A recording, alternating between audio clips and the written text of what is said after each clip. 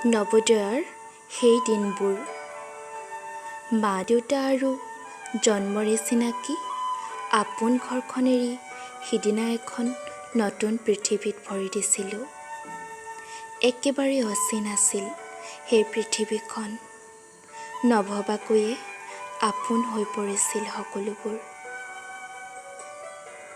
আপোন হৈ পৰিছিল স্কুলখন, হোষ্টেলটো, ডাইনিং হল, বাটৰ কাষৰ লানি লানি হেজফুলৰ গছবোৰ, খেলপথাৰ আৰু সকলোবোৰ। প্ৰথম আহি হেতা পৰি যোৱা সৰু সৰু মুখবোৰে লাহে লাহে হাঁহিৰে মুখৰিত কৰি তুলিছিল নৱোদয়ৰ কেম্পাছ। সকলোৰে সৈতে গঢ়ি উঠিছিল এক মধুৰ সম্পৰ্ক। দিনক দিনে কটকটীয়া হৈ পৰিছিল সম্পৰ্কৰ বাকচৰীডাল। বছৰবোৰ বাগৰি গৈছিল। আমিবোৰ ডাঙৰ হৈ পৰিছিলোঁ।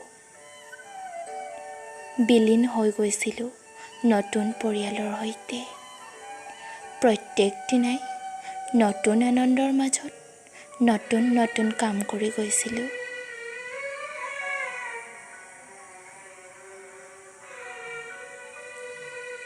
নজনা বহুত শিকিছিলোঁ।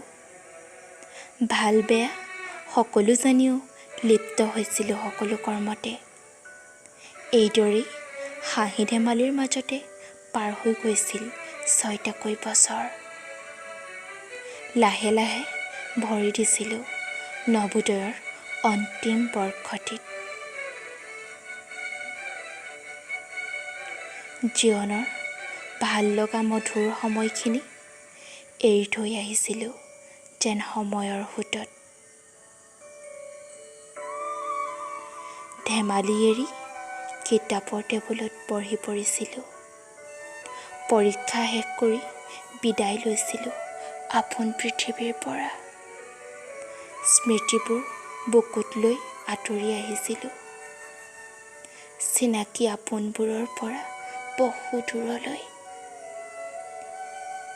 এতিয়াও মনত পৰে সোণোৱালী দিনৰ মধুৰ সময়খিনি। মনে মাথো এতিয়াও ডেউকা মেলি উৰি যাব খোজে সেই আপোন নগৰীলৈ। বিলীন হৈ যাব খোজে নৱোদয়ৰ মাদকতাত।